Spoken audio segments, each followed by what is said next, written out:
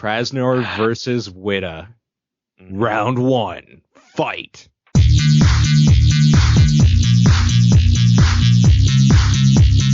Welcome to the Pixel Response Podcast.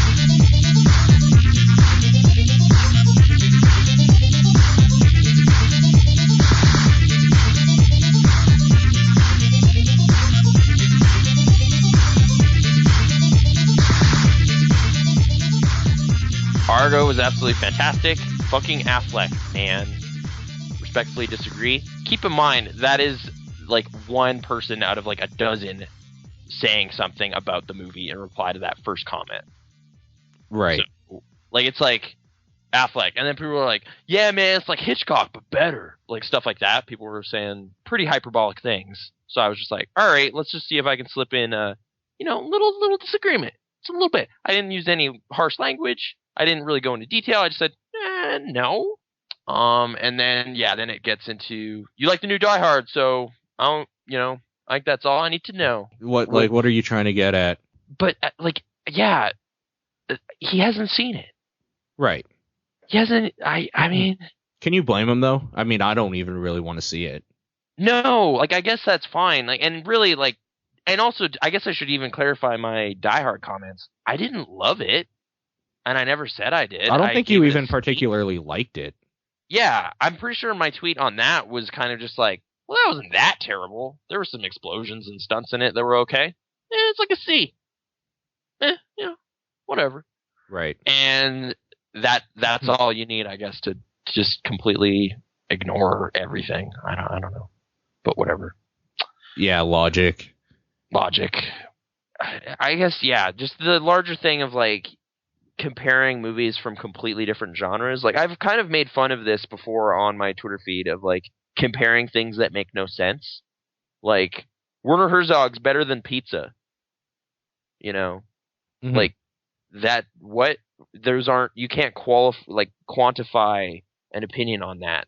It's like, is Indie Game the movie better than Looper? Like, I kind of had that weird dilemma because it's just like, I don't know. They're like so different. Like, they're accomplishing different things and appealing to different parts of my brain. Right. So, like with movies, it's just like, how do you compare like Gremlins 2 to The Godfather Part 2? I mean, like, obviously Gremlins 2 is better, but like, why? Like, what is it that makes it so much more interesting and compelling? Like, it's, it's the comedy of it all. It's also got a lot of layers to it too. Like, an onion. Yeah. Gremlins 2 is like an onion. And Godfather 2 is kind of just like onion paste or onion powder. It kind of gets it, but it's just not quite there. The flavor isn't there. The flavor's not there, And the consistency is shallow at best. Right, but the thing is, people buy onion powder. Right. In this scenario. I don't know. This is all falling apart. And also, I'm being facetious because, people love The Godfather a lot. So it's another case of just like, people love a thing a lot, so I will kind of question why. Mm-hmm. And it's just, it happens every year.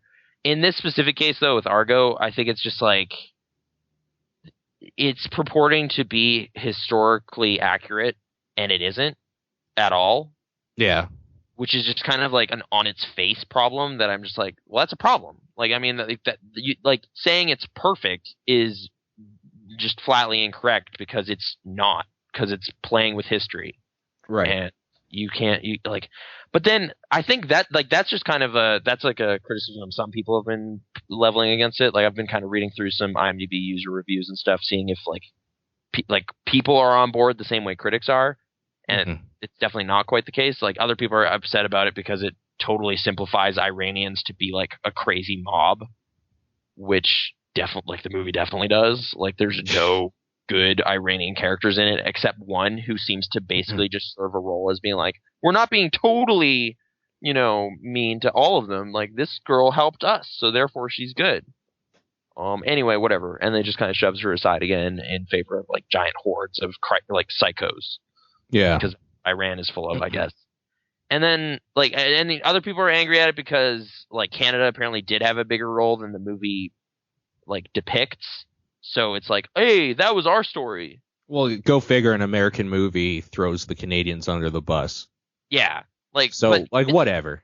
Who gives but a even shit? then, like that's not the thing. I think my thing is just like this just isn't a good story. Like it's just a boring story. It's a like uninteresting chapter of history that the movie tries so hard to make more interesting than They it try to sexy it up.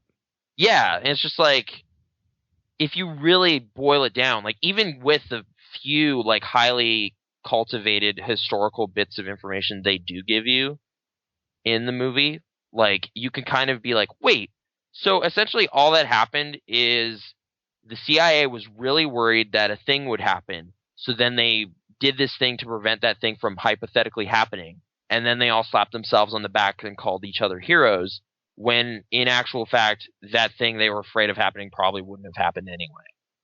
You know, like it's just like your only villain here is your own like judgmental ways of fearing Iranians because you don't trust them. Like that's not heroic. That's kind of sad. Like it kind of makes the whole secret service industry look kind of just I don't know problematic. Like I can't look at a CIA agent and just be like, yeah, they're a hero. Like I just can't do that because their whole business trades in like not trusting people, being secretive, lying to people. Like it's just like this is terrible. Like this is the worst industry. So I'm not gonna just be like, yeah, that guy, unless you give me a really interesting reason. Like The Good Shepherd is a movie about the CIA and how kind of duplicitous and like weird that life is. Right. And that character is amazing. Like that character is really interesting, and he does way horrible stuff. But like it shows how that happened over the course of his whole life. He becomes kind of like just his life, his business, his trade is lies and secrecy. So that's going to make him like this really weird person in the end. And that was cool to watch. Munich was kind of cool to watch. That's about Mossad agents and them having to deal with revenge and whether it's actually worthwhile in even doing that. Like that was an interesting chapter of history, also from the 70s, about a thing that happened ostensibly, although it's, you know, even more secretive because the Mossad are really secretive. Yeah. You don't have a book of their stories coming out. So Right. it's much more guesswork in that case, but it seems more authentic. Like even when I was watching Argo the first time, it was like there's no way that happened that way. Like that was just way too close a call to have been conceivable. Like especially in the 70s. Like it treats it like, you know, the same kind of fast paced, like close calls nature of something like driven today, like with cell phones and whatever, but it's just like in actual fact, that kind of communication line would have been so slow that this is taking place over several hours. It's just cut together to make it seem like, oh, good thing they got those papers there in time. And you're just like, well, yeah, but I mean, it was the 70s, and also let's keep in mind the stakes here. Worst case scenario, 6 people go back to be imprisoned for a while, and as we all know now, in light of what actually happened, none of them get killed. So, what really happened here? Like it was like nothing interesting happened. I don't know. Like it's just I keep getting like I guess part of it is like I was rudely surprised that it had kind of done the thing I was afraid Zero Dark 30 would do.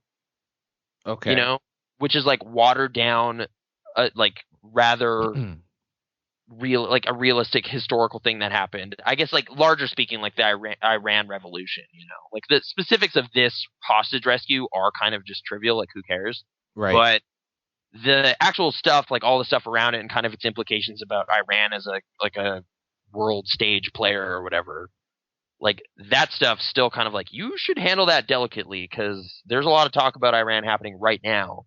And if you kind of like this big popular movie comes out that kind of paints them in a really simplistic, watered down, horrible way, that's not cool. That's irresponsible. Yeah. It did do that. Whereas like Zero Dark 30, I felt handled its dicey situation like a little more delicately and a little more morally responsibly to the point where I can at least be like, yeah, okay, like that has earned a right to. It didn't do too bad with that actually, for sure. Yeah, like again, in neither case was I super caught up in the story because I just don't care. Right. But like that's my own problem, I guess. Like, oh, I'm not empathetic about historical. I don't know. Whatever. I guess you could probably level some sort of what would you call that? Like apathy or something, or Cynicism. cynicism, I guess. Like it's just Probably. like, oh, the government, great. Here's another propaganda story. Yeah. You know, that could be a way you look at all of the things I'm saying, but it at least handled it in a much more multidimensional way. This just kind of is like, there's this, single father agent, and he wants to make good and do a good job, and that character is apparently kind of fiction. He was not that at all, but whatever. Like there were multiple agents involved in the thing, and then worst of all, it kind of like makes this an antagonistic situation.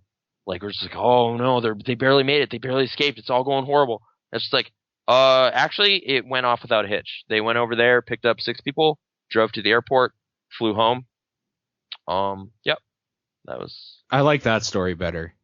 Yeah, like it's like, all right, well that's cool, job well done. But like this movie has to kind of gin up, like it almost broke, man, it almost went bad. It's just like, no, it didn't. Like you're just making, like it's making a mountain out of a molehill. Like it's making a big deal about something that was not a big deal. And like I feel like part of it, like you could be like, well, that's just things you brought into the movie before you saw it, like that's like feelings you have about Iran, feelings you have about like I don't know, just authenticity or historicity or whatever. But it was just like minute to minute watching it, I just didn't care about the characters. I felt it all seemed really exaggerated in a way that made it like not interesting, and like whatever. It was like a passable movie. It was just a movie. And then to come out of that theater and like look at a world where it's being handed awards left, right, and center, it's just insane. Like it's just like, yeah, it won the BAFTAs, it swept the Writers Guild Awards. It's probably going to win Best Picture, and you're just like, really? Why? Like, did you see any of the other movies that are in contention? Like, I don't know. I feel really compelling cases could be made for any of these movies. What is it about this one that is just so interesting to you? Like, I don't understand. And then to see like appraisals of it on Twitter essentially boiling down to, yeah, it's really great. What do you mean? Like, what was really great about it? How great it was, and it was really entertaining. Ben Affleck. That's what was great. Mm-hmm. Just like, okay. The town, whatever. I asserted my opinion the hardest. But in war, my friend, nobody wins. I guess. You learned this firsthand. I know. So right, at the end of the day, you're like, I'm alive. I have the rifle. Oh yeah. No. What did I do? Oh no. Yeah. Oh. So there's that. But it less horrible in this case. It's more just like a little bit. Yeah. I stomped on comparable. Their opinions. It's comparable to war. Kinda, yeah. That's kind of what I'm saying. Mm-hmm. Yeah, if you know where I'm coming from here. So yeah. The internet is a battlefield, just like love. So the internet is love. Mm-hmm. And now you're not talking to me. Oh, I'm sorry. I'm looking at a stream of pictures. So. No. See, by your logic, I won because you stopped talking. Yep. No, you won. Good job, Paul. Yep. You won the conversation? Like, that wasn't even an argument. Enough about that, though. I have a good media story, but it's a little weird. But yeah. I have a good media story, but it's a little weird. It's from the dark net. Well, it's from like, real news problems, but it totally ties into media in a way I was not prepared for. You know that Christopher Dorner case that happened? Oh, wow. How close did you follow that stuff? Like, not at all, really. Okay. So I barely know what's even going on with it. Okay. So that's why I was a little blindsided that you brought it up. Yeah, fair enough. Its connections to media are not readily apparent until you read his manifesto, which was definitely one of the most interesting things I did this week in terms of just like, what? Like it probably helped contribute to like a really angry mindset for a while too. But yeah, he wrote this kind of giant thing criticizing the Los Angeles Police Department for a variety of things, basically blaming them for ruining his life and having kind of this really inside baseball corrupt thing going on where if you report anyone for doing something bad, like it's a kind of just a buddy system thing. Like they got their tight crew, so they'll just kick you out. There have been movies about that. Yeah, there's been tons of movies about that, and like the Rodney King stuff, I guess he specifically kind of talks about people from that era of just like police brutality. They didn't get fired. They have been promoted subsequently over the last 20 years and are now kind of running things. So it's Great. like maybe, Mhm. which I don't really know the insides of the Los Angeles Police Department, but it was definitely an interesting, like, like to be clear, like psychotic in a lot of ways breakdown of everything happening there. Like, but it was like such a weird piece of writing because on one hand, it's like, well, oh man, this guy has made these weird jumps into like deciding violence is like a solution in this problem and everything. It's like this is not cool, but at the same time, like it's just so weird to see late in that like essay or I guess tirade or whatever, he has a kind of little breakdown of like shout outs and stuff he wants to just kind of give props to. Mhm. And he talks about Walking Dead, Christoph Waltz being awesome, and like all these shows and actors, and like hey, Kent Winslet, like it's just weird that in what is essentially kind of like his last words, like his final creed, like he's totally in there, like I'm probably gonna die as a result of what I'm about to do, and all this stuff. Like I'm gonna also really shine a spotlight on all these stories and movies and things that I thought were great, Right. which is just so weird. Like that, like up until that point, it was kind of just like an interesting little like document or whatever, like a history thing, like just kind of like, oh, weird. This is like part of the larger story of like the L.A. riots and stuff. Like this is kind of like 20 years after that, like kind of a part of that whole weird sordid mess. But then to like it became that much more like weirdly relatable at that point because it's just like, oh, weird. I watched that show. Yeah. I thought that was great. Like like it's just kind of like, all right. And it also made it kind of strange because it was like, this sucks because that means these stories didn't kind of impact him enough to not want to go crazy or something. Right. To That not makes want to go crazy. People like don't want to go crazy. It's something that just happens. well, I don't know. Like I've kind of been a big fan of the idea that like if you expose yourself to a lot of media, a lot of different stories, you'll eventually come to a pretty grounded conclusion about what you're supposed to do. If Or you're whatever. not chemically imbalanced in the brain. I guess like I think part of his issue also was just kind of like this really strange pride issue.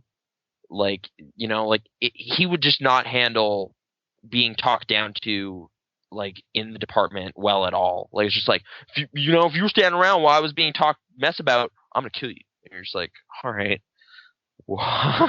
that's a bit past the line of where you're supposed to be.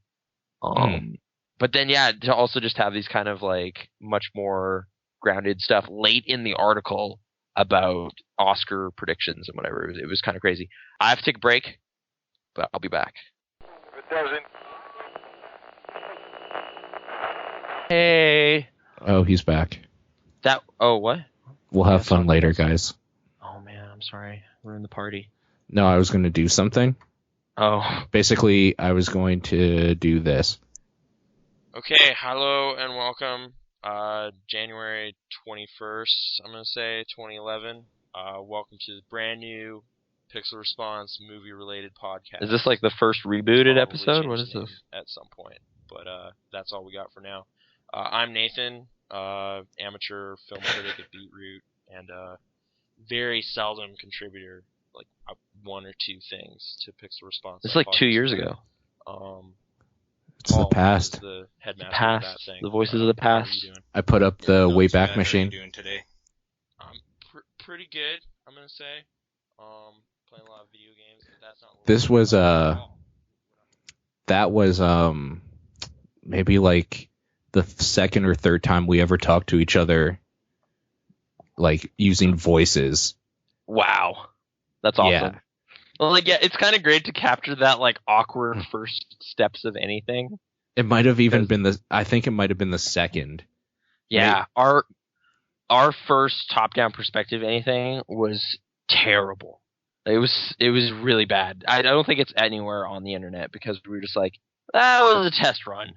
we'll do this better next time. Because, yeah, it was like a lot of amazing awkward pauses and just kind of like, no, go ahead. No, stop. Oh. I know. And just like soft spoken in a weird way. That's what happened. It's just so awkward listening to that too, because we're giving each other way too much like time, and now we just cut each other off all the time. It's probably for the best. Like, it gets to a point where I kind of forget about a thing I was going to say, and then it's just like, you know what, whatever, it's fine. Just move on. At points, I do feel bad about it a little bit. Mm-hmm. But then I'm just trying to find it. I think it was this. I'm sorry, bear with me, but you'll also hear it, so hold on. I love that song. It's pretty good, but hold on a sec. This is another episode that we did. Okay. And I think you explicitly say in the first couple minutes, like, you need to step up to me. Step up? Something like that. Welcome to Movie Monks. My name's Nathan Rohr. I'm joined by Paul Fleck. As always. Yep. I'm going to try to talk a little less, maybe. I don't know. You're going to have to step it up, right. Paul. Talk more. It's the only way less for me to talk more. Oh, I guess so. I just stomping on your toes all the time and you're just too nice about it? Maybe. I don't know. Man. I kind of don't care either way. It doesn't matter. Alright. Just, yeah. Okay. So, episode 17, Mutant Crocodiles, Did They Kill Paul McCartney? You explicitly say within the first 2 minutes, you need to step up and talk more. Yep. Say stuff, Paul. Go. I'm just bugging you. Part of that awkwardness, I still feel like I'm worried it'll creep into indie talks because every week it's like a new person that we haven't spoken to. It does for both. Yeah. So it's just like, well, I know how to talk to Paul really well, but I don't know if I'm gonna step on someone weirdly, you know. So I'm definitely much more reserved than I would be normally. I think that'll wear off eventually, but I don't know. I'm definitely still really self-conscious about it. I am in too. those now because it's just like it's like I feel like since you are as well, I can't be, so I force myself to not be when we do those, and I hate myself every time we listen. I listen to them editing them because I'm like, oh, I'm just trying so hard. It sounds like I definitely feel a lot less like it's not as a controlled environment because you don't know if you're going to kind of irritate someone or say something wrong. Like even in our last one, which I think went really well, the one we recorded, I was a little worried that it's like, I don't know if we should be talking about larger industry affairs in like a negative light with someone here, you know. See, like, my thing, I get this call every day. Yeah, my thing was that this is like our thing. The reason people will listen to us is because we do give our opinion, so it shouldn't be any different for the indie guys. Right, but I just feel like it has some potential to kind of attract a third party. Like it's just like, oh, I wasn't so much. I didn't know you were doing thing. I just want to hear what this guy has to say. You know, like I'm a fan of Frog Fractions, so I want to know what's going on over here. Right. And it's just like, oh, well, for them, every minute where he's not speaking, maybe they're getting irritated. I don't know. You know, which isn't that's not something I should really obsess over because like maybe they'll think we're okay, but I don't know. It gets kind of I definitely think more about how we approach those ones than just, hey, what's up, weekly checkup, talking about whatever, Rambo. Yeah, I am happy that we finally got those episodes up. This is like a history. It's weird. It's really weird. I'm kind really of happy. out Rise of the Planet of the Apes isn't on there. I haven't checked yet if I have that. Yeah, if you can check that, I will get it up right away. Okay, because like I don't know if like that was an important one or something, but I thought I really liked doing that. I listened to that one, but hold on, picture response. Yeah. Oh, you're checking right now? Oh, I do have some archive. Yeah, you do have it. Apecast Paul. I have yours. Oh, Okay. I have ROTPOTA special. That's you. I have a whole mixed episode. Oh, okay. So when we're done the actual recording here, I'll tell you how to either upload that yourself or send it to me. Okay. We'll look into that. But you're like, I don't know what this means. I don't know what those things mean, Paul, but I think it means people will be able to listen to the world's only Rise of the Planet of the Apes is the greatest movie ever made podcast Right. of all time. And Which- people can see your descent into what you are now. Right, where it's like, well, nothing else will measure up to this, so it's all downhill from here. Yeah, I'd almost like to do a retrospective, just Mhm. like of your descent, What's or my whatever. descent? My your descent? descent into madness, Oh, to okay. cynicism or whatever, and like I'll take screenshots of the conversations we've had on Facebook Yeah. that were just really like just putrid to each other. We were just vile. If 2011, like, my mind broke and I couldn't deal with things anymore, so it's just like, Rise of the Planet of the Apes. Anyone who disagrees is a fucking idiot, blah blah, and I don't respect your opinions, stuff, or whatever. I forget what I was saying. Some of it was definitely knowingly hyperbolic. Like, it's just You got some get out of angst here, out. Hitchcock. Stanley Kubrick ain't shit. Rupert Yes. Wyatt, woo! But, yeah. I don't know. Are you still on the Rotpata train? I have my posters up still. I really like that movie. It's a pretty good poster too. It's a good poster. Like, well, some of them are pretty dumb, but I have those too. Oh, I don't. What are the other ones? I'm thinking of the one that's just the ape face. The ape face, like, yeah, just Caesar's face is the one I have up. There's also Evolution Becomes Revolution. And it's like a bunch of like apes is a big like posse of them, and like the Golden Gate Bridge is in the background. It's like on fire or something. Like, it's really dumb. Great. But yeah. And like some of the most noteworthy apes in that movie aren't even on that poster. Like, I don't think Maurice or Buck are on there, which is kind of lame. But Wow. whatever. Like, it's just a bunch of chimps, which is like, that's not how it goes. Oh well. Yeah, I don't know. I still definitely love that movie for me. It's like it had so many possibilities to go completely wrong at every turn because it's like so dumb, but it doesn't. And it's like, that just shows you can do anything. You know, you can make a movie about the most ridiculous thing ever. As long as you find the right tone for it, you can totally nail it. And like, that's to me more impressive than like a movie about humans, because that's easy. We've been doing that for a long time. Mm-hmm. This is like almost like a return to silent movies or something. It's like a weird thing where it's just like the protagonist barely does anything normally we would relate to, like speaking wise. And I don't know.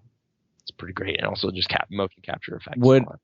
Have you tried watching that movie on mute? No. I bet you could do that. Like, you'd still get a lot of the... Well, yeah, because a lot of it's in the faces and the movements of the characters. Like, there's... I don't know. It would definitely, like, you'd rob it of some of its cool, like, sound design and everything, which is unfortunate. And one moment would be... Completely ruined. I know, but, like, I'm thinking, if it was a silent film or whatever, it would have the music and everything. People just wouldn't be talking. Yeah. And then at that moment, that's when the silence breaks. I think that would be really impactful. Mm-hmm. Yeah. There's ways to... Yeah, so we should, like, tint it black and white and just make a fan remix or re-edit it, put it on the internet. With, like, a weird piano score, like, do-do-do-do-do-do-do-do-do-do, or something going. Yeah. That's some 1920s style piano in there. I was trying to pull weird piano stuff Perfect. for today, but it didn't happen. Well, you're still assembling this whole soundboard business, but you got a lot of stuff. Yeah, I mean, you gotta pull a lot of stuff, dude. Don't know if you know. You got but I could give you a little bit of this.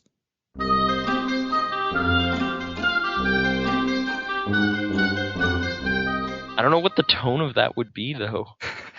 Like, we're gonna set the mood. We're in like a haunted castle. Like, I don't know. Yeah, I don't know. Like, I have weird royalty-free music, so it's all legal to play all of this stuff right now. Nice. But like, I have this. Party zone. We're here. Yeah, so I don't even know, dude. Something called Radio Martini. I don't. Oh, okay, no, that's not. Oh, this. I've heard. That's Candid Conversations intro. Oh, okay, that's why I've heard it. Yeah, okay. Yeah.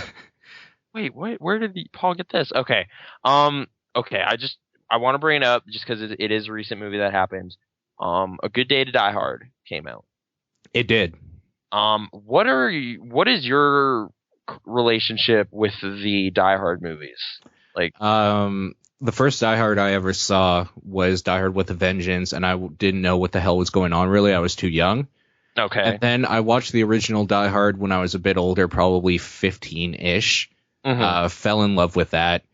I loved Die Hard 2, and loved it even more after working at an airport. It was something that, like, after I'd get home at like 2 a.m. after working at the airport all night, then I'd throw that movie on, and it's just like, this is impactful right now.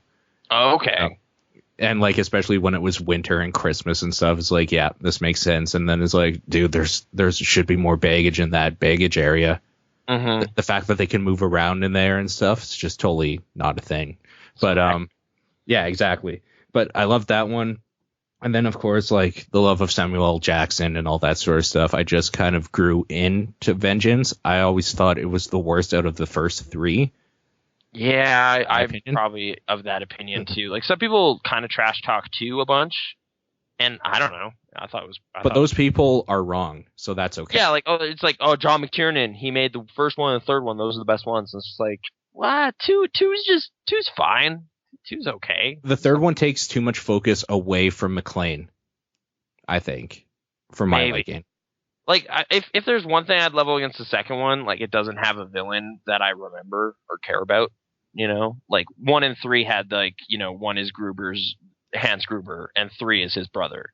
So there's kind of like these charismatic European dudes as like the antagonists. I just don't remember who was doing anything in the second one, other than at one point the special forces dudes are revealed to have been traitors because they were using fake ammo when fighting with certain dudes and real ammo when attacking.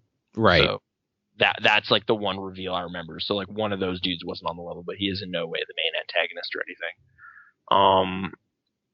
How do you feel about Live Free? Like the reimagining of it, I guess, like 12 years later. I did, in a way, enjoy Live Free, but I think I enjoyed it the way I would enjoy an action movie, not necessarily a Die Hard movie. Yeah. So it was very much in the mediocre to, at best, okay range for me. And from what I've seen of like trailers and clips and people talking about this new one, A Good Day to Die Hard, Yeah. it looks like I'm just going to hate it, so I'm not going to spend money to see it in theaters.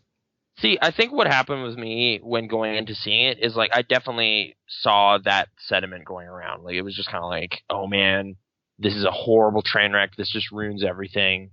And I don't know. I guess it was partially like going in expecting something worse than what I got, combined with like me being really pessimistic because the last movie John Moore made that I can really recall was Max Payne. Yes. And I thought that was just a horrible movie. Like, it just does everything wrong in what should have been like an easy thing to pull off. Like, it's just like Film noir done. Like, it's like, he's a cop, something bad happened, he's gonna shoot people in slow motion. This is basically every action movie Hong Kong has ever made.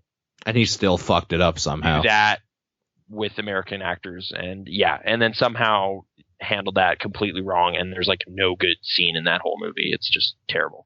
So going in expecting like a horrible disaster, I came out just being like, it's all right. That could have been a lot worse. So whatever. Like it has a lot of like, I almost look at like, like those first 3 Die Hard movies are their own thing, and then these ones are this is different. Like this, they're not interested in doing the same stuff anymore with the 2007 movie, which I did quite like. I own it. It's a decent kind of larger scale action thing with, some, Justin Long's there, Kevin Smith's making Boba Fett jokes. Like that's, it's a romp. It's okay. Kevin Smith is the warlock. Yeah. I like him being a hacker type guy. That kind of fits. That's okay. That works. Except from what I remember, he's like computer illiterate. He just does internet stuff. Well, okay. I guess. I don't know, but just like, basement dwelling nerd who loves Boba Fett. It's No, like, I understand. Yeah, good it cast. worked. Yeah. See, can I just digress for a second back to our main point? One of the things I heard about this new Die Hard is that John McClane is barely in it, and it focuses around his son, who is essentially Jason Bourne. He's an agent, but he's not. He doesn't really pull off anything too super nutty like Jason Bourne can. Okay, but It was a fast the agent thing, all that sort of thing. Fuck no, I don't care.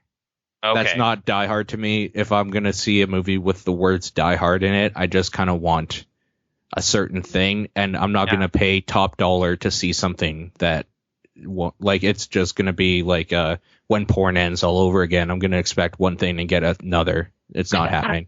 I think it's just like with The Vengeance, Live Free, and now this one, like they just kind of need someone to pair him up with, I guess, is their mentality. So it's just like, why not his son? We'll make it a father-son movie. It'll be, and because they did the daughter before, so let's throw the whole family in there. The wife's been in there. Yeah, like Mary Elizabeth Winstead shows up briefly as his daughter again to kind of send him off and then welcome him home. I love her. Yeah, generally yes, but here she's given like nothing to do. Right. I guess really the only things about it that stood out as being like positive qualities were just like there are giant bombastic action scenes with good like real stunts happening in them, which was kind of just like, oh, that's kind of novel. I don't see that anymore. It's always a CG car driving on a CG highway or something. Like there's clearly a man in that car that got hit, and that was kind of crazy. Like right. Like those kind of like those are like that's low level praise. I feel like that's just that's nothing important. That's not going to stick with me. It was just like, oh, that's budget well used. Like there's some like we joked about it immediately after seeing it. Like this is like the dumbest praise. This is like you're a 10-year-old kid and you're talking about action movies. Mm-hmm. There are some cool explosions in it. Like there's a really great explosion that happens late in the movie, and that's not a good reason to pay $12 or whatever to see a movie. But if you're there anyway, like it was like good effects, man. That helicopter looked like it crashed hard, and that was kind of cool. So whatever that's worth to you, that's a thing.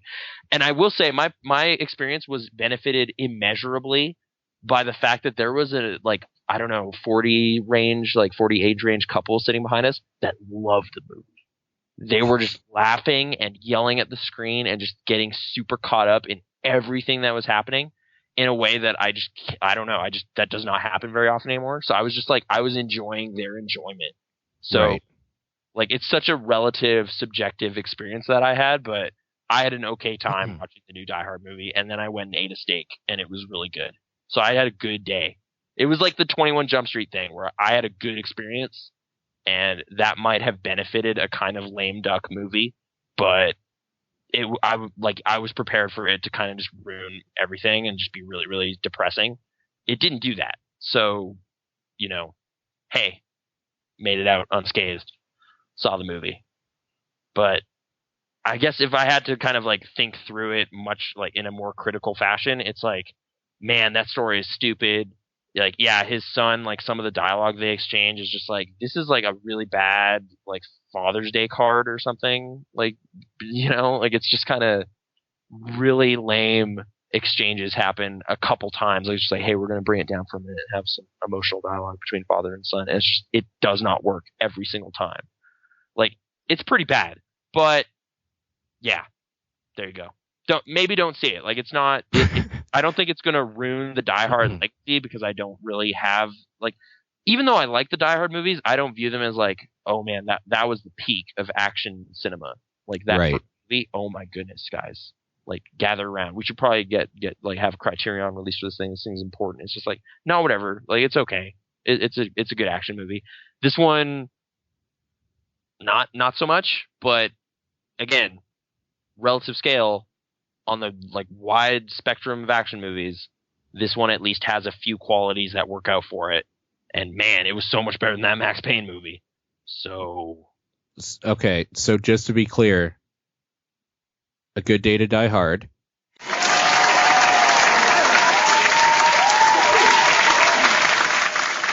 Argo.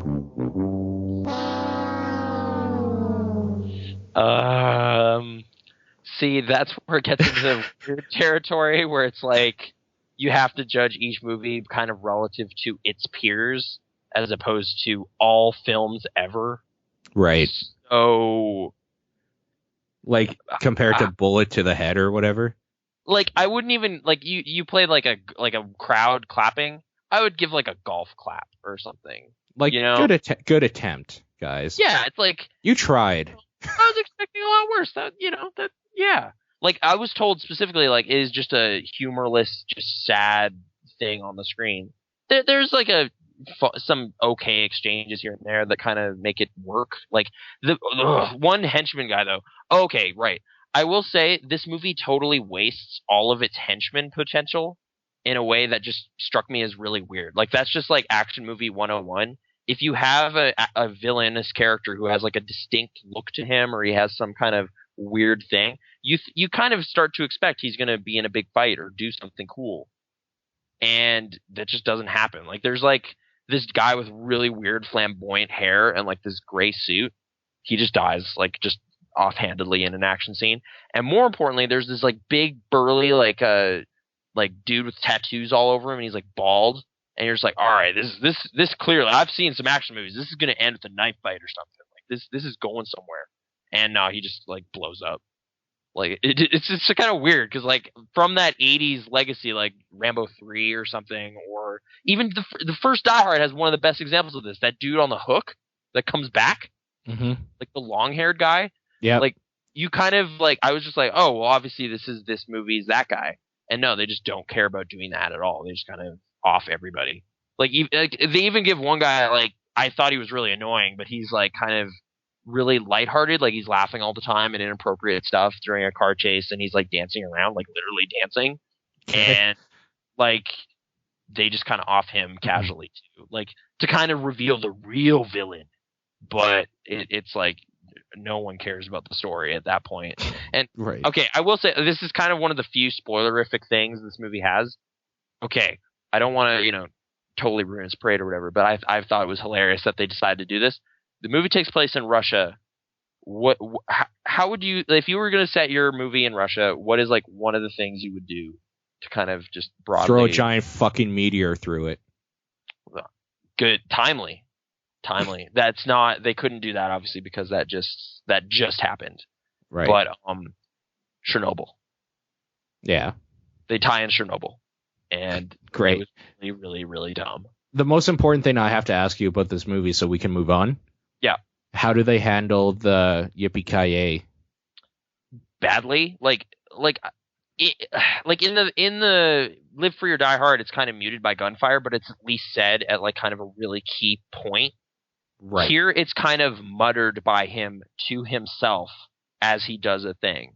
I like that better though, because if you like it. I'm trying to remember how it's. Doesn't he says it too? In Die Hard 1, he says it on the radio as he's kind of hiding from Hans's henchman. He's like, yippee-ki-yay, motherfucker. And he just keeps going or whatever. At the end of Die Hard 2 is probably the best one where the plane is leaking fuel and he's like, yippee-ki-yay, motherfucker, throws the lighter and the plane explodes because realism. Right. I get kind of like that one, but it's done less declaratively. It's more just like, well, yippee-ki-yay, motherfucker. Then he does a thing. See, I like that better though because he's old at this point, so it's just kind of like almost in a way like here we go again. Or like like it's almost over. I'm not a young man anymore. I'm ready to die. Like yippee-ki-yay, motherfucker. The real adventure is about to begin. But okay. It was handled a little weird, but I don't know. It was there. So you wouldn't recommend it really for probably anybody to see in theaters. And like maybe if you have some extra money, you want to go for a night out, maybe. You like action movies? It can only be part of like a larger thing. Like if you're like, hey, we're hanging out with some friends anyway, we're gonna go for some food after. Like this won't ruin everything unless people are really passionate about their Die Hard movies. Like I guess that person. A lot of people are though. Yeah, I guess those people are. I'm like in this weird category of people who totally saw all those movies and just never got attached to them. So I was immune to its awfulness, I guess. Which, But yeah, make a movie about Pooyan and watch the shit fly for you. yeah. If you make a poor adaptation of that, that's right in the heart. That's like right in the center of who I am as a person. So The gloves are coming off. yeah, that's inexcusable. But this I don't know. Like it's like fifth time out for a thing. I guess you could have hoped it went Fast 5 where it gets better. Yeah. But it didn't pull that off. But again, yeah, it's all about managing expectations. Like if you go in expecting the worst movie you've seen in a long time, it's not that. But if Okay. you go in expecting a great time like you've had like the previous 4 times to some degree, it probably will be somewhat dissatisfying on that front, I guess. Right. So, yeah, like, I'm trying to think how a C grade would really rank on like a 5-point scale. Like, I feel like I'm really middle of the scale. Like, this is at best. It would be probably a 5 or 6. Yeah, on the best day in the world, a 6. It's not very good, but it was not a train wreck. Right. You know what is a good day? You know what a good day to Die Hard was? What? Valentine's Day when it came out. Yeah, it was on Valentine's Day. How was your Valentine's Day? What did you and your lady friend do? Well, we exchanged cards and whatnot. I managed to. I did see the rose. Very Yeah, I meant to- classy. acquire that stuff kind of in stealth because like we're together a lot, so it's just like I had to find a weird point in a day where I had some And time. I think you have the same issue I'm having lately, like for the last year or so, Mhm. where when you're out at a store or whatever, she's the one that drove. So it's just like I can't like like I'm at the store finally and I want to buy something for her. Yeah, But I have to bring it in the car and it has to sit with us for like 10 minutes until we get home. And then I might be able to hide it. I guess I will say the behind the scenes adventure as to how I acquired the card and not actually the card, just mainly the book I bought her and whatnot. That resulted in me getting in trouble at work because I took longer than I wanted to. You took a lunch break or something? No. I took quite a while after class to get there via transit and stuff because normally I would have been driven, but I was like, no, I'm gonna go on a little transit adventure down to Chinook, and figuring that all out took way longer than I anticipated. And then I had told her I'd be back at 9 from work, so I was like, oh crap, it's 7:30 now, and I still have to go to work. So I put in like half a shift. Gotcha. Okay. I'm usually that's not an issue, but I guess this time I overlooked that there was a thing on Thursday that I should have set up for or whatever, and it resulted in some mild problems. But I think that's smoothed over now. Family day was today and everything. I set up for that, whatever. So whatever. Janitor problems, it's not a big deal, but it was definitely like that transport issue became a bit of a thing. And you got a good gift and made your lady friend happy. It's all good. Yeah. So worked out long term. Actually, it was really good, and I did really enjoy the steak meal I had after Die Hard and whatnot. We had some pierogies. I like pierogies; they're pretty good. Pan fried. I'm not a huge pan fried pierogies. I will eat all fucking day long. But you try to boil that shit, I will throw back in your face. Yeah, they just get kind of squishy and weird. It's so gross. Thank you so much for knowing what I'm talking about, because everyone I talk to about that, they're like, "You're a prima donna. You're an idiot." Well, if you have the alternative to fry them, like why would you do that? Like I for a long time I was served boiled pierogies, and to the point where I was like, I don't think I like pierogies. I don't want to eat them. No, totally. You can actually even deep fry them too if you have a deep fryer. Oh, okay. And you can bake them in the oven. See, like all of these are better options than right, because you get that crispy shell with the deliciousness inside. Yeah, that's like potato qualities you want to capture is some sort of crispness. You need the crunch, like the crispy crunch outside with the tasty inside. That's what you need if you're going to have pierogies. Otherwise, get out of my face. Yeah. So that worked out well. I think, I don't know if that, like, we also went out for a breakfast thing where I also had pierogies. It was the Ukrainian lunch, which, I guess lunch. So not breakfast, but whatever. It was at a breakfast themed restaurant. Right. They have those now. I don't know. It's like Cora's and Nellie's are kind of the ones around here. We're just like, hey, breakfast food all day long. You can have some breakfast. Yeah, like Nellie's is real good too. Yeah, I like Nellie's. I was impressed with it. Like the internet, like, you know, Yelp and Urban Spoon kind of people, they were grouching about it a bit. Well, because people on Yelp are retarded. They're functionally retarded. I had some really cool soup. Like I'd never carrot and ginger soup. It kind of had the consistency of pea soup, but it was totally different. It was orange, like golden. And I was like, "What is this? This is like weird soup. I've never heard of this." And I was like, "Oh, it's ginger and carrots." I was like, "Oh, okay." So yeah, I know. I had a pleasant lunch. Now we're talking about food. Food reviews on Pixel Response. Pixelresponse.com/food.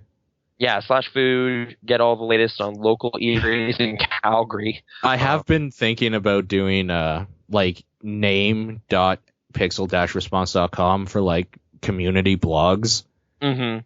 So just have a food blog. But like I think the easiest thing would be just food.pixel-response.com and let people talk about food on a secondary blog. There's just this other thing that's like there's the food version of the site, which is clearly our second priority here. Like it's like films and movies, whatever. It's mostly us and then food. And well, then I love how the conversation went to like a romantic part for a little bit there. Mm-hmm. But I mean, it's like forget that shit. Food, dude. Food. Yeah, food was really good. So yeah. Well, forget the rose. Did you sing "Kiss from a Rose"? I didn't sing anything. No. Oh, we missed out. To that you song fucked up. and enjoyed it, but yeah. You fucked up, bro. I think it's post that community episode we've laughed about that song a bit, but yeah, no, I did not sing Kiss from. I don't know many of the lyrics from Kiss from a Rose. Him actually saying that isn't as much of a part of the song as I think it is every time I listen to it. There's a lot of other stuff in there, but yeah. Well, I mean, I compare you to a Kiss from a Rose on the Gray. Yeah. I did a stupid Photoshop of the cover of The Gray with Liam Neeson holding a rose in his mouth. Oh, okay. I thought you were going to say like Seal was on there somehow or something. No. Like ballad. No, just for that one line, I compare you to a Kiss from a Rose on the Gray. But that's too nuanced. I wouldn't even, like, I would not. I know. Just like, what the hell is going on with Liam Neeson? What's he doing? I'm just like, no, dude, it's a Kiss from a Rose. What? Did you know that when it snows, my eyes become large and... You don't know that song at all, do you? Not very well at all, no. Oh, damn it. Yeah, sorry. I've heard it a couple times, but... Baby! That was bad. I should just play it, but I don't... Yeah, is that on the soundboard? Why isn't that on there? That's rights. That's public domain, right? No, yeah, no. And, like, out of all people, Seal, he's gonna be fucking crunching that rock for all the blood he can get out of it. Right. Like, that's just one thing, right? He hasn't really... The one thing that probably still makes him money. Oh, yeah. Oh, no. He's getting royalty checks from that. Just the community episode and everything. He's probably gotten a couple, it's going to happen. Oh, wait. I did enjoy that song, too. I enjoy that song, too. And I'm sorry, I cut you off. What? Did we miss an episode of Community? Was there one on Valentine's Day? The last one was the Halloween special. What? Oh, man. I haven't seen that. Oh, was it good? Comparatively, yeah. Okay. So the thing is, I have a high standard for Halloween specials from Community. Oh, okay. So it wasn't that, but I mean, Pierce was somewhat of a focus in this one. Oh, weird. Okay. Despite like post disgruntled. Well, the thing is, he's stuck in his panic room at his house. Okay. His house, like, there's a weird haunted house thing going on. That's the theme. Oh. It's this haunted sort of thing with, like, the soul of his dad or something. That's the idea behind it, and stuff happens. Okay. Well, that could be funny. It ain't bad. Ain't bad, yo. Cool. It sounds good. Sorry, I'm just looking at supper plans on my texting. But yeah. Oh, for tonight? Yeah. Sorry. This is starting to get into But we need to. Paul, what stuff have you been doing lately? How was your Valentine's Day? I didn't even ask. I'm sorry. That was so rude. You know what? It's that. No, it's fine. And to punish you, though, I'm not going to tell you. Oh, what secrets? I don't like secrets. You heard my whole rant about the CIA. I don't like secrets are lies. Secrets are you trade in lies. You sit upon a throne of them. Dog. Yeah, that's not cool. CIA, you should stop doing that. She'd probably kill me for putting it out there, but a long time ago, I was keeping a secret from one of my girlfriends, and she spouted that secrets are lies thing, and that's just kind of been a thing I've made fun of her for ever since. Oh, okay. Whereas, like, I don't know. It's more just like they don't. Yeah, I don't have like strong opinions about personal secrets exactly, but they don't. I have never seen one help a situation very much, like personally. Okay. They don't seem to do that. Right. Whatever. Valentine's Day was fine. Cool. Pretty It's uneventful. fine. Did you have a good?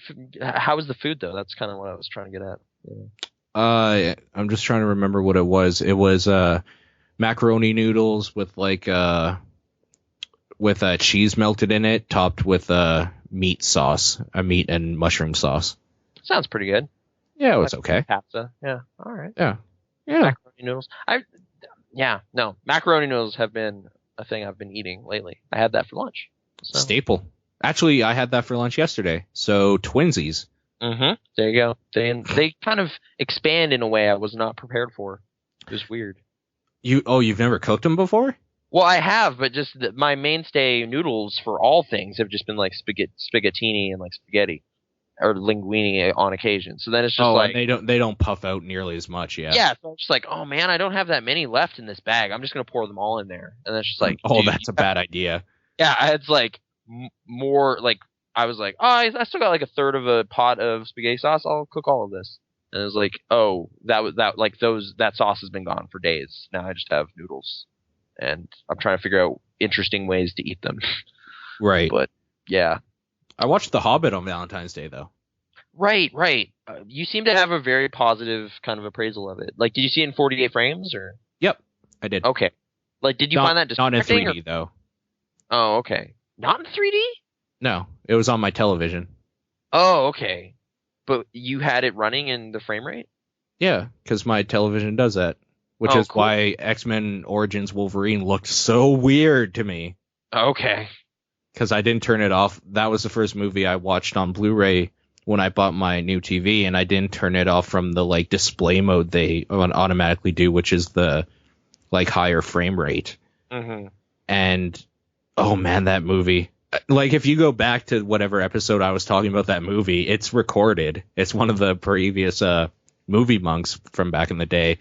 Yeah. I was saying how bad that movie looks, the special effects, and I think it might be because of the frame rate. That definitely does demand a certain, it changes things a bit. Like, to the point where I still don't know what all my thoughts on The Hobbit are because I was so kind of enraptured with the technology side of it. But how did you feel about it? Yeah, that didn't take away from me at all. Okay. So did you dig it? I can definitely see why people say like, yeah, they're pandering to kids, maybe. Like they're really going for the more slapstick kiddie audience, but that's just that story though. I'm just like, that's what I was about to say. Tolkien has always been about that. There's a reason why like you and I have read this book multiple times and stuff growing up and heard about it. Mm-hmm. It wasn't because it was like a classic literature tale that everybody should read. Like I still haven't read A Tale of Two Cities, but I've read The Hobbit, and it's because it is very easy for kids to get into. Yeah, it's a fun adventure book. Yeah, so I don't understand why anybody would expect nitty gritty in the first place, but I mean, whatever, that's fine. It does feel like it dragged on maybe a little more than I would have liked in the first 20 minutes or so. But okay. It wasn't too bad. It's just like one of those that kind things of framing device with old Bilbo, or do you mean like them like kind of hanging out in Hobbiton before they get them hanging out specifically? And it wasn't bad the first time, but the way I was thinking about it is when it comes out on like the special edition Blu-ray, or the next movie comes out and I watch this movie again to catch up, and then the third movie comes out and I watch the other two to catch up. I'm gonna have to sit through that 20 minutes of kind of nothing again and again. So I was thinking like future watches, like, oh, this is going to be boring until this part. Best part of that movie, in my opinion, the whole Gollum scene. I was really excited to see that brought to life. Mm-hmm. And I felt they did by it right, in my opinion. So. Yeah, no, it definitely was really well realized. That was kind of a weird thing. Like what we watched Fellowship after that. And like there is a little bit of that scene in there as kind of like a setting the stage for the whole things. Yep. Which is kind of weird now because they've done it differently with a different actor and like a different staging and whatever. So it's just kind of like, oh, this is going to be the one part of this whole like 6 movie thing that's going to stand out as being kind of like that. Oh, weird, right? This wasn't originally going to have a prequel trilogy kind of, but yeah. But no, yeah, like Gollum's great. Andy Serkis still doing his thing. I'm trying to think what were like if I had any real kind of highlight moments in there or performances or whatnot. I don't know. I have to watch it again. I didn't mind the early Hobbit and stuff, but maybe that'll change upon subsequent viewings. With one exception, I didn't really like one of the songs they sang there was kind of their goofy cleaning up song. Yeah. That just seemed like, oh, this is like a Disney movie or something. It was like that one was a little too sweet and silly. Was that in the book? I don't think so, but I don't know. I've been meaning to reread it in light of this, but Because I know there's songs. I know there's a part in that song that you're talking about where they're like the chorus is something like that's what Bilbo Baggins hates or something. Yeah. Or whatever. That sounds really familiar, and I'm wondering if maybe they were just saying it in the book or. Maybe that totally does happen. I just didn't. I don't know, the melody of it or the way they were cleaning up stuff just looked really ridiculous. But agreed. Yeah. I don't know. That part of it just didn't really do much for me. But yeah, I don't know. I felt it was a little weird seeing how harsh critics were on that movie. Like it's in the mid 60% range, and it's kind of just like, what? Why? I don't. It wasn't like, come on. Like at the very least, it was like a pretty entertaining thing. You know, like, yeah, and like, generally just a fan of, New Zealand and Middle Earth and like the way they shot Lord of the Rings. I was really happy to just dive back into that world again in some way. So Gandalf looks a little bit older than maybe I would have liked. But he's supposed to be younger, so you get that weird thing. Yeah. I don't know. It's really noticeable at the beginning of Hobbit, I think. And maybe you just get used to it, but the first time you see him, you're like, oh, you've aged, or you've gotten a lot younger, depending on which way you look at it. So, I don't know. That's kind of weird. But yeah, I watched that. I watched Paranormal Activity 4. You didn't really fancy that one, did you? No, it was really fucking stupid. But, like, more so than any other stuff they've done? I've only seen the first one, but I thought that movie ended pretty stupid. Yeah, okay, so I'll tell you what they could do to make this series memorable, if nothing else. Like, or the way they can get people to continue coming in. Yeah. They need to drop this whole pretense of there's one demon and we have to follow around this family or these people. They have to completely drop that. They have to drop like, oh, the lineage or like the people that live next to the people that had it. They need to drop those people completely. And if they're going to make this a yearly thing, they almost need to make it like a weird series where these are different paranormal activities that are happening to different people across the world. Okay, like make it a larger scale thing than it is right now? Yes, because right now they have too specific of a focus on story, and the thing you go to that type of movie for is not story, it's for the haunted house effect, where something scary's happening and like it gives you the chills or whatever, the idea that something's in your sanctuary fucking with you. Right. And wait, and you're like, is it part of it like at present it's kind of pushing the audience out of it because it's like, well, you don't have anything to worry about. At this point, I would say so. Yes, for sure. Because like, to begin with, it made sense even for the first two, I'll say, because it was like, this shit's happening. You don't really know what's going on. Then the second one's like, oh, this was just kind of a thing that's been happening in our family and blah, blah, blah. So whatever. And then the third one goes into this weird, like, well, previously there was like this cult sort of thing and this like cult things going on or whatever and blah, blah, blah. And they try to do some stupid shit with that. I've heard good things about the third one. Whoever said that's dumb. Oh, okay. No, I'm sorry. I don't actually mean that. I think the third one is better than this one. Okay, but So- they've been diminishing each time out in your view. They've been diminishing ever since the first one, for sure. Like even the second one was a huge step down, in my opinion. Mm-hmm. And definitely at this point, it is a fact that this seems to be like the thing that happens to these people. So why should I care? It's just kind of funny watching. It's almost like what is that? Freudenschade or whatever? Schadenfreude. Schadenfreude. I got that mixed up in my head.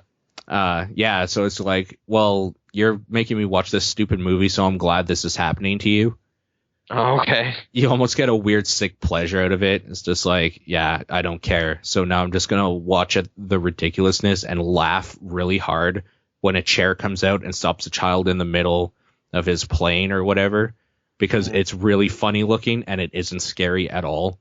And also, like, what's this idea of a fertility demon or whatever? Why do you summon demons into this world that just fuck with you? Like, this demon doesn't do anything to give you power or to, like, do anything crazy so you can, like, have a baby or anything, because it has to have its hosts have to be children.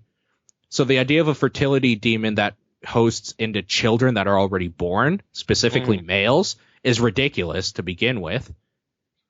And like the only thing this demon does is like move shit around and fuck with you until you're scared. Does that not sound like the stupidest fucking demon thing? It does sound pretty stupid, but I can't really pick apart the lore of this. Like I don't know. I haven't seen enough of them or whatever. Like I'm trying to like the last horror movie I really saw in the theater was like Sinister, and that does a better job maybe. Well, I don't know. That at least establishes its demon's threat to children and whatever. And it kind of works, and it doesn't just mess with you for the sake of messing with you. If that's what you're saying. Like in Paranormal Activity 4, does the demon just enjoy tormenting people, so it just kind of does scary shit? Kind of. But like the scary shit isn't even scary.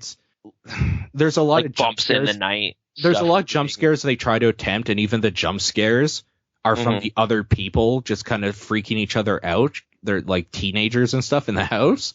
Yeah. So like that, the stuff the actual demon does is basically like walk around, talk to the children, and at one point pulls a chair out in front of one of the children while he's on his little tricycle thing.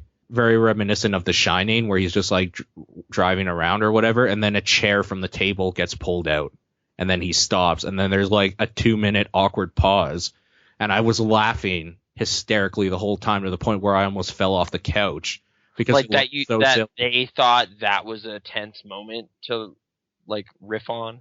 Yeah, and the fact that there was an awkward silence sort of thing, and the way they get out of it is the child just kind of like almost shrugs and keeps going. That does sound pretty stupid. So it's like, oh, so even they're just kind of like, meh, whatever. Secondhand sarcasm saying half the shit in Paranormal Activity 4 happened during the day. Daytime is the least scary thing in the world. I'm going to counter argue that and say that would be scarier to me because it would be like, oh, well, there's no time boundary or whatever. Like even in the daytime. At no time of day are you safe. Right, exactly. And the weird thing is he's saying it's supposed to be 3 a.m. like always the hour of demons. The thing is I'm a night owl. So 3 a.m. is everybody else's noon to me. That's when I'm the most awake. Okay. So I disagree wholeheartedly because I was saying something even to the people I was watching Paranormal Activity 4 with where I'm just like, I love how they're trying to make it so scary. Like, oh, it's 2 a.m. And I'm like walking by getting a bunch of crackers in my underwear and just like drinking coffee and then walking back to my computer. Right. Like if it was like, if this was to take place in my life, it's just like, what up, playing some Professor Layton? I don't know. You drink some tea. Like, I don't know. Just kind of sitting. Like it's supposed to be like, you know, you're kind of rudely awakened in the middle of the night and then you're kind of groggy and something weird's going on. But it's just like, well, that doesn't happen. Like that's, you know, that would be great if that's happening to like people who have the same sleep schedule as we do. So it's like you go outside at like 2 p.m. and it's like, oh, something weird. It's like, no, that's just society. It's just people are awake and doing stuff. But now. then like if it was tailored to you and I specifically, nobody would be freaked out about your girlfriend sitting there watching you sleep at noon.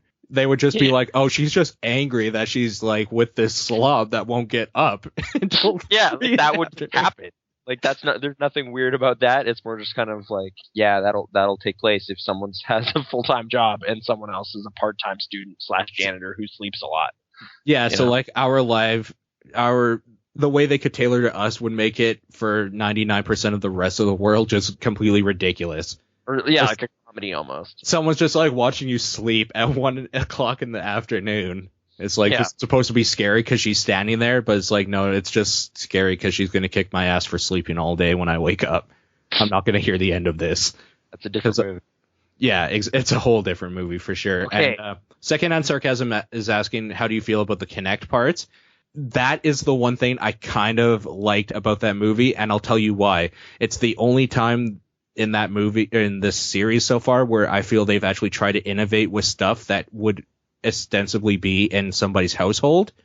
Because some of the other ones, it's like, oh, we're going to set up these tape, like the cameras that use normal cassettes or whatever, because this was happening before that time. Do you remember what I'm talking about? Well, I know in 2 they set up a bunch of stuff all over their house. I think it was 3 that he, like, it was supposed 3 to would be have a been VHS prequel. tapes, yeah. Yeah, so he's using like VHS tapes and stuff, and like back even at that time, nobody would have all those cameras or whatever. And I think he had 2 or 3, like very basic. And it's just one of those things that like you wouldn't have a bunch of cameras sitting around. I have one webcam, and that's because I do live streams sometimes.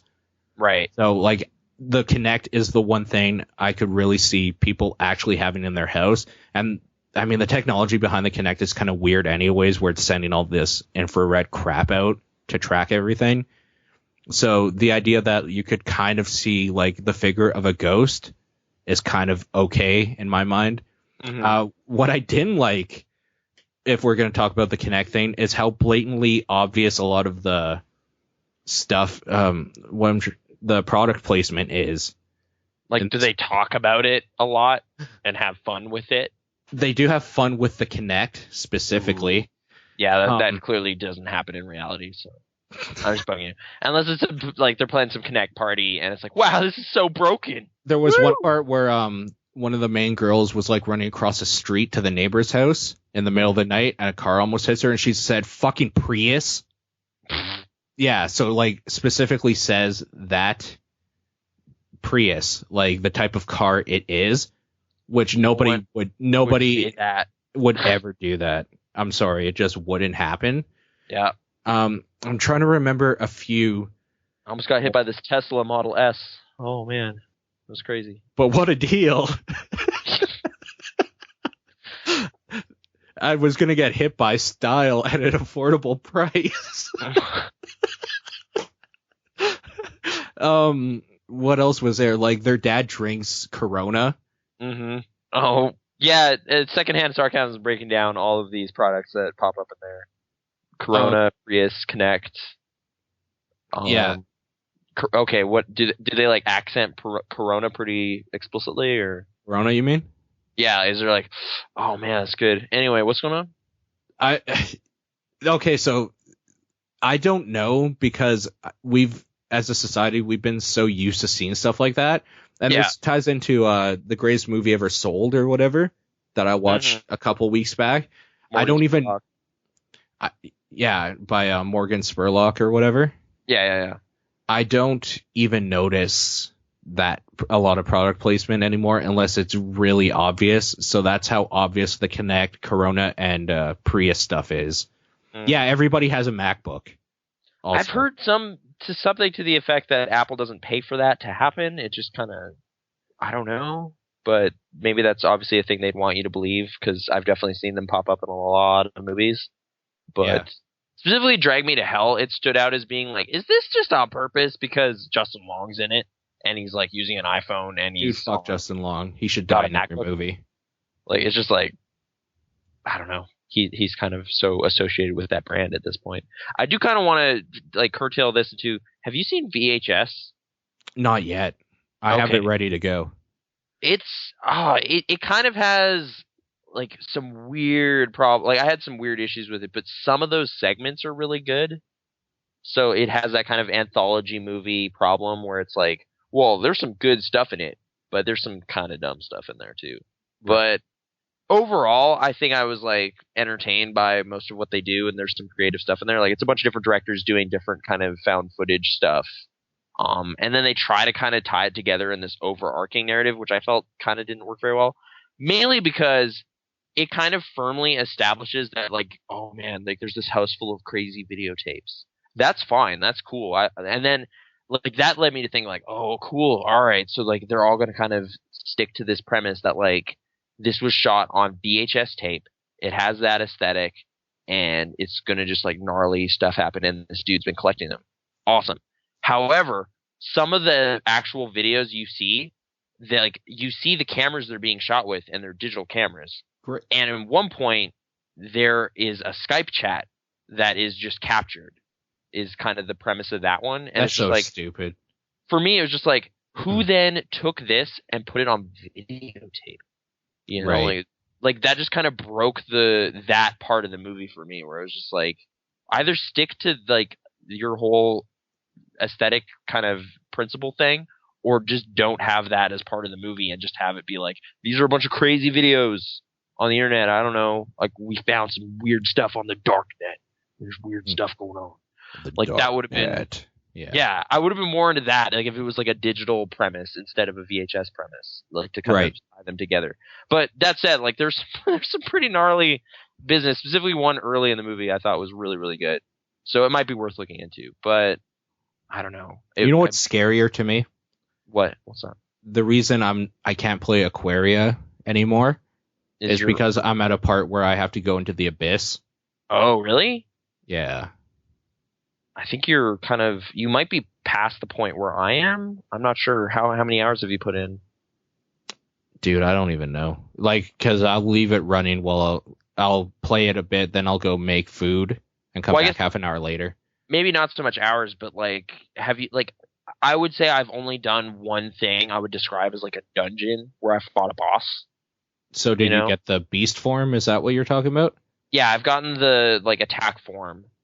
And I think you get another form and some other stuff, and then you're at the same point. Past that point, I just kind of started wandering around, hoping, like, trying to find the next main area, and then I found like some collectible stuff for my cave. But would you say that game is almost too far in the direction where it doesn't help you enough? Because the thing is, like, it tells you where you can go to different screens, but it doesn't tell you what's pertinent to right now. No, I kind of honestly, like, I've been kind of looking forward to having a conversation with Mr. Holoko, because his take on the Metroid games I thought was really interesting. It put that whole series in a different light as being like kind of nonsense in a way. Like, okay. Like, I guess I can reiterate it when, like, if and when we're talking to him, but I'll say it here. His big thing was Samus. Like, why does the whole world seem to revolve around Samus and how she works? You know, right? Like, you can open up stuff that's like perfectly tuned to your energy signature and your weapons and abilities. That makes no sense because she is like from some other planet and she's arriving in this ancient society. Like, right. It mechanically is fun, but it story-wise is broken. And like, I guess what he's trying to do with this game is kind of like have that exploration thing, and like you are part of the ancient culture, but you have amnesia, which is kind of this weird, you know, games have to do that sometimes to negotiate their relationship between how much the player knows and how much the character knows. Like, if you have to be on the same page somehow. Right. But there's at least like that character is tied to that world in a way that makes exploring make more sense. Like, there's a logic to it that's not in Metroid. Yeah. And I guess coming fresh off of playing the original Metroid, like, I would definitely say this game is way more helpful than that game was.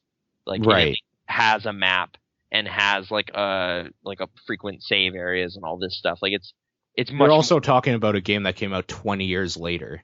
Yeah, I know. So it's good. It boards some of that stuff, but I guess, yeah, it's hard for me to kind of like be like, oh no, it's not helping me out enough. Like, compared to other stuff I've been playing, it's really, really polite. It's really helpful. So right. Yeah, I don't know.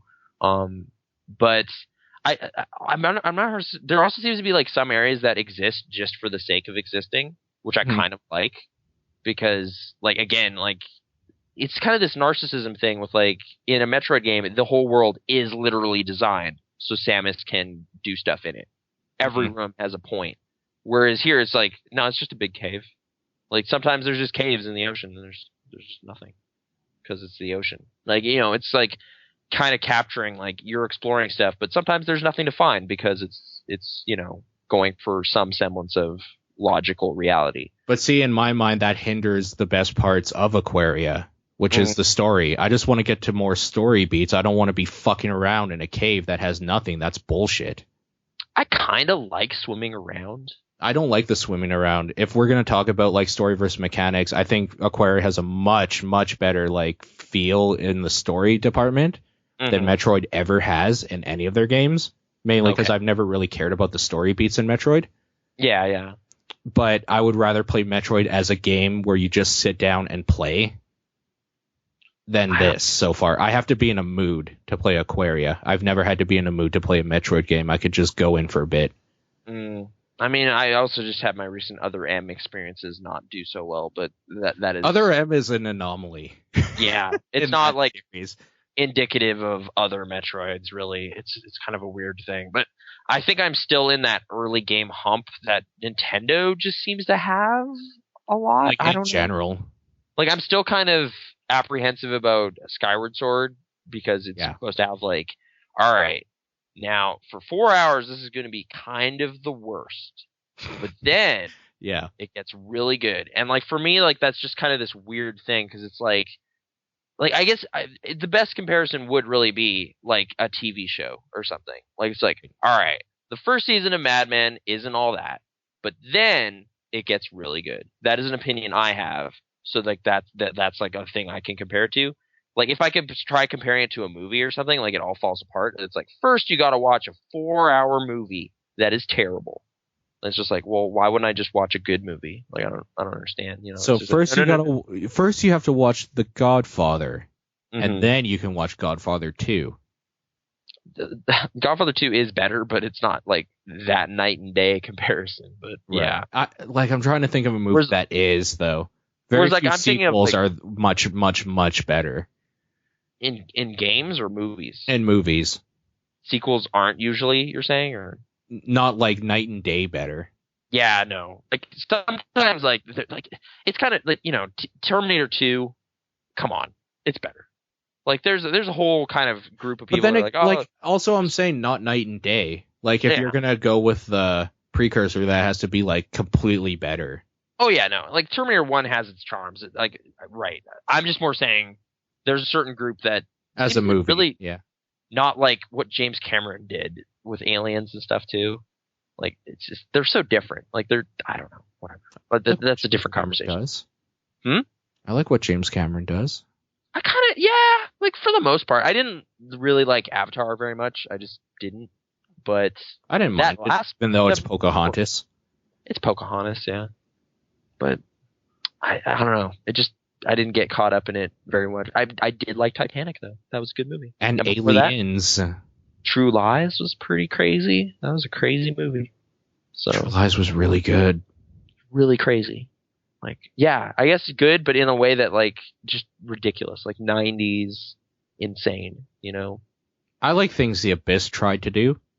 I have that on my shelf. I've only seen it once. I've been meaning to go check it out again because I definitely did like things about it. I like Ed Harris and such. So and like I said, Aliens, I love.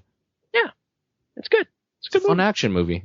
It's a fun action movie, you know, and like that. You know, the first one. I don't know why people are so inclined to overstate its importance. It's a fun horror movie. It's not like 2001: A Space Odyssey 2 or something. Like it is not doing that. And I think Aliens was the first movie we ever saw together. Oh, at the Digital Film Festival. Yeah. Really? I thought it was Hobo with a Shotgun. No, we saw that after, I think. Really? Yeah. Really? Because I remember, because I met up there with my friend James, who's in a podcast jamming with James. Oh, okay. Episode with him. Like we were there, and then I was texting you looking for you, and I didn't know what you looked like. Oh, okay. Specifically at Aliens. Yes. Okay. I guess maybe the first time we hung out after a movie was Hobo with a Shotgun. But yeah. Yeah, probably. Yeah. Like we walked up the mall or something and we were talking a bit. But, So Aliens has a heart beside it now. oh, okay. Yeah. Aw, that's cool. That's fun. I just want, like, just in relation to Hobo with the Shotgun briefly, he apparently has a short film in the sequel to VHS. So I'm a little curious about that one too. Okay. Yeah, that director, I don't know. I liked Hobo with the Shotgun quite a bit. I don't know how. Yeah, it's really good. It does some cool stuff. I was pretty happy. There you go. Films. Christopher Dorner. You know, a lot of fun-filled topics this week. Yeah. That's to understate that. That ended really, really badly. But yeah. It's weird. It was like a weird, morbid thing. It was like that same fascination we've kind of talked about a bit, like with reading about serial killers or whatever. Yeah. Like, it was like reading that kind of journal entry or whatever. Essentially, it was just like a window into that mindset in a way I was like really, really caught up in for some reason. And I think it, like, that combined with like too much Hotline Miami and the soundtrack and being in a bad mood resulted in like this weird, moody mindset for like 24 hours after that. Like, I was just like in this like punchy mood for a bit. It was crazy. It was, yeah. I don't know. I was like uncomfortable, like with how, like, oh yeah, man, yeah, kicking open stuff and go. Kicking over stuff. Did you actually kick something over? Please tell me you did. I did not. Aw. I'm sorry. This didn't result in actual criminal actions. It was more just like internal mindset was kind of gloomy and weird. So I don't know. Yeah, watch out. It's a weird read.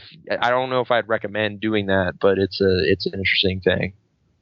So yeah, scary stuff on the internet.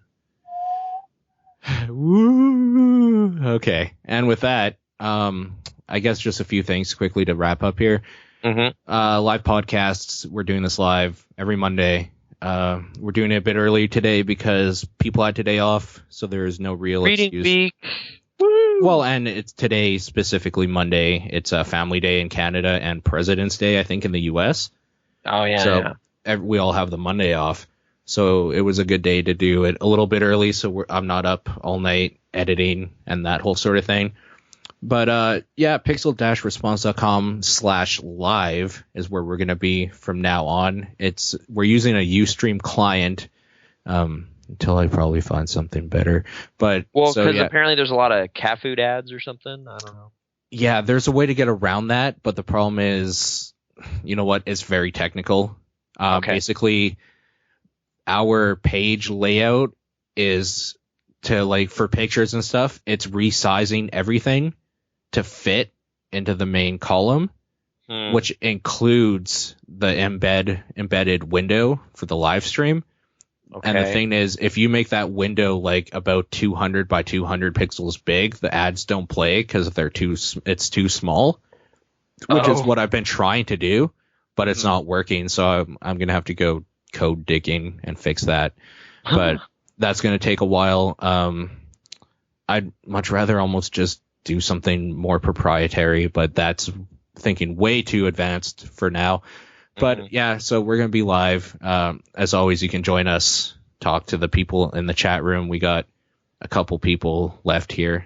Oh, and Necronoma Gamer came in. Hey, I guess Mario 64 Mario, Necronoma Gamer, Purple Slinky, and Secondhand Sarcasm. Thank you so much for coming out. As always, you guys are awesome. You could probably get your name read too if you're here. Just saying. Yeah. Send us questions. Send us questions. Yeah, we can do that. Send us questions. Ask us questions. That could be a thing. You can do that. I mean, live, obviously, or if you don't want to be live or you can't make it, podcast@pixel-response.com for email. You can also even Twitter now with the hashtag PRPod.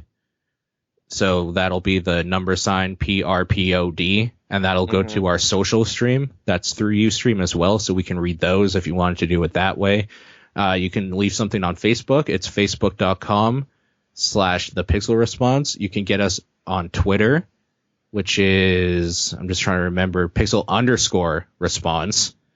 Because, yeah, pixel response, there's so many different variations around the internet I've had to use because people have stolen it So, Wait, should we specifically call out our Amazon thing too? Yes, thank you for reminding me. So basically, we're not making money off of Pixel Response right now, the podcast or any of this stuff.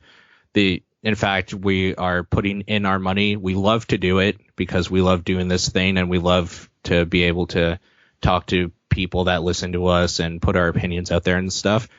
But you know what? If you want to help out, you can do so by going to our page at the very right hand side, almost at the bottom. There's a section that says want to help out, and there's an Amazon button there.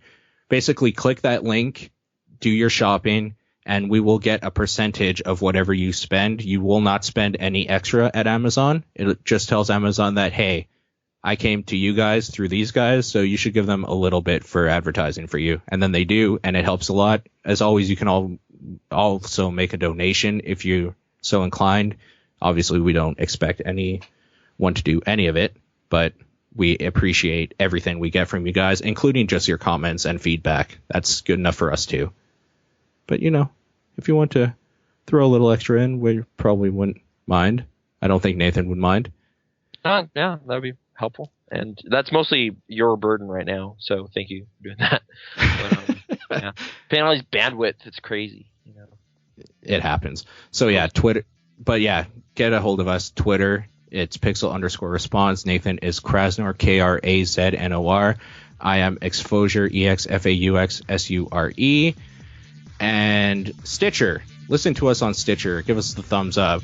Give us a rating on iTunes. Do all that sort of thing. It helps out. As always, visit pixel-response.com for more. And we will talk to you guys and see you guys next time. Woo!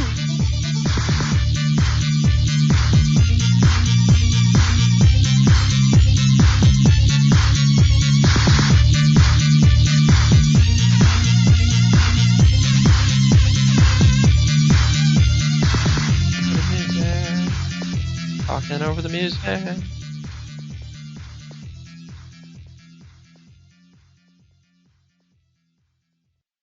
The music went away. What happened?